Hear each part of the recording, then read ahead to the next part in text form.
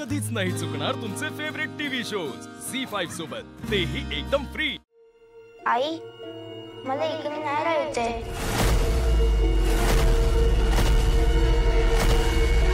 हॉस्टेलला जायचंय।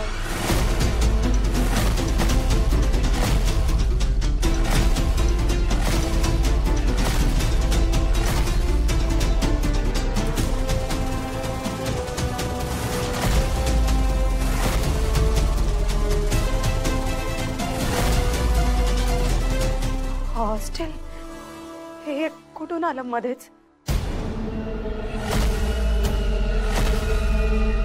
अरे देवा, हॉस्टेल?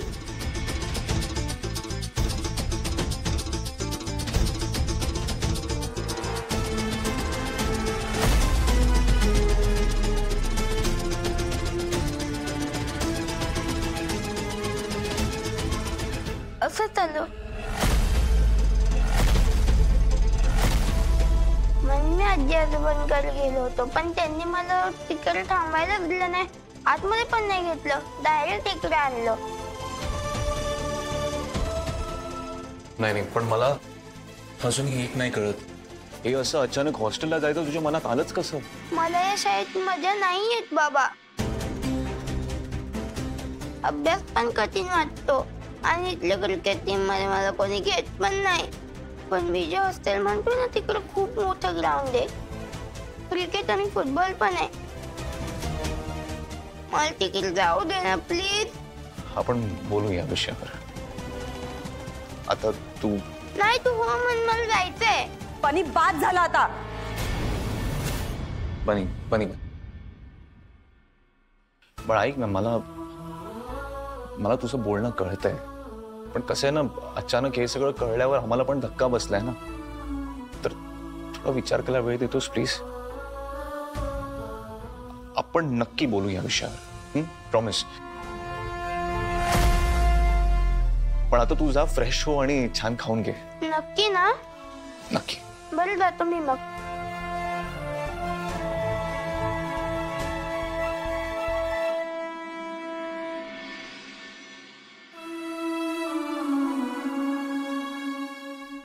काय एक खूळ घेऊन येतो मुलगा, मला खरंच कळत नाही। वसुंधरा, तू शांत हो, स्वयंपाक तयार आहे, त्याच्यासाठी खायला जरा घेऊन जा।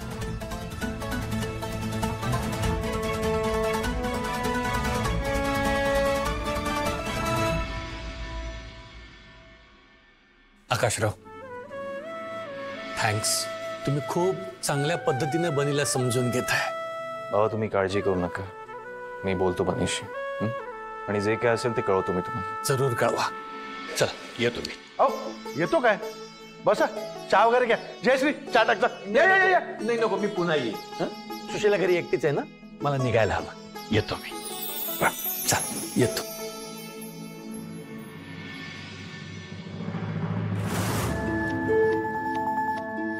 हात पाय धुतले? हो। डोकं पुसलं का नीट? हो। भूक लागली असेल ना? हो।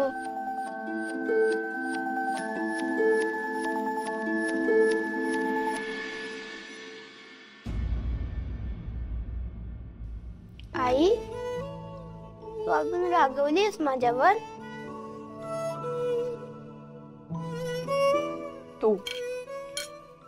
तू जर का असं मला पुन्हा सोडून गेलास ना, तर बघ।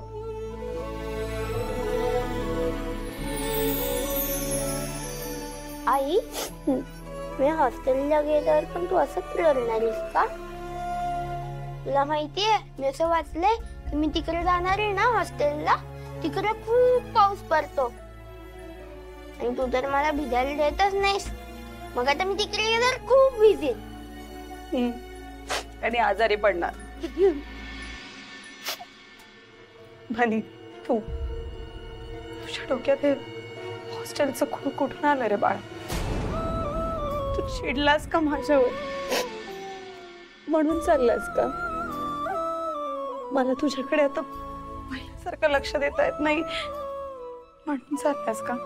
नाही आई, मी तुझ्यावर नाही चिडलोय, खरंच। मग का? तुझं पण तर माझ्याशिवाय काहीच चालत नाही ना। मी गाणं गाऊन थोपटल्याशिवाय तुला झोप येत नाही. मग मला असं सोडून इतक्या लांब जाणार आहेस का तू?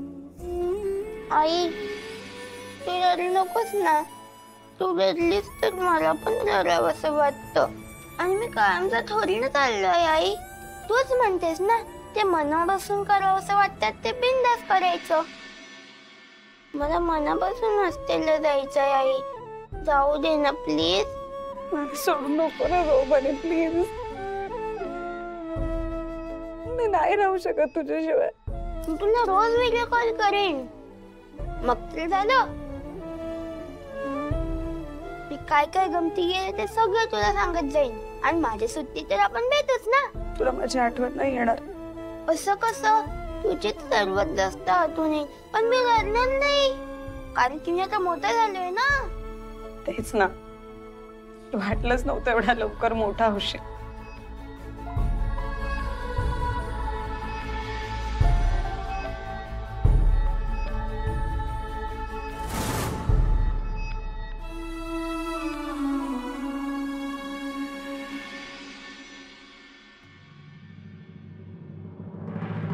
बहिणी पार्टी चहा आता. म्हणजे काय, आपल्या अथक परिश्रमानंतर बनी शेवटी तयार झालाय हॉस्टेलला जायला. मग पार्टी नको करायला? घे घे. खरं सांगू का, मला जरा टेन्शनच आलं होतं. पण आपला नेम अगदी बरोबर बसलेला आहे. फक्त बनीने हा निर्णय लावून धरायला हवा. आकाश आणि वसुंधराला नकार देताच येणार नाही. काळजी नको करूस ग बहिणी. असा मित्र तसा. बनी या घराबाहेर जाणार म्हणजे जाणार. ई बहिणी बहिणी ते काय म्हणतात, ते काहीतरी म्हणतात ना. चिअर्स.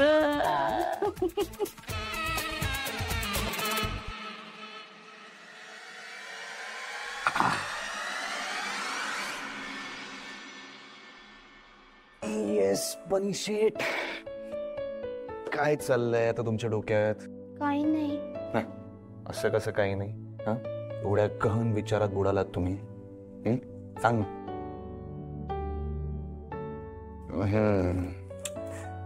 आईचा विचार करतोयस ना? तुला कसं कळलं? हे तर काहीच नाही. मला तर अजून काहीतरी कळलंय. काय? हेच की तू वरवर हॉस्टेलला जायचं तर म्हणतोयस, पण तिथे जाऊन तुला करमणार नाही आमच्याशिवाय. असं नाहीये. असंच आहे. आता तूच विचार कर ना. तुला जेव्हा घरची आठवण येईल, सर्दी खोकला होईल, आईच्या जवळ यावंसं वाटेल तर काय करशील तू? किती लांब आहे माहिती ते हॉस्टेल. 7-8 तासाचा प्रवास आहे. आठवण आली तर फोन करीन आणि जर बरं नाही वाटलं तर औषध घेईन. Very simple.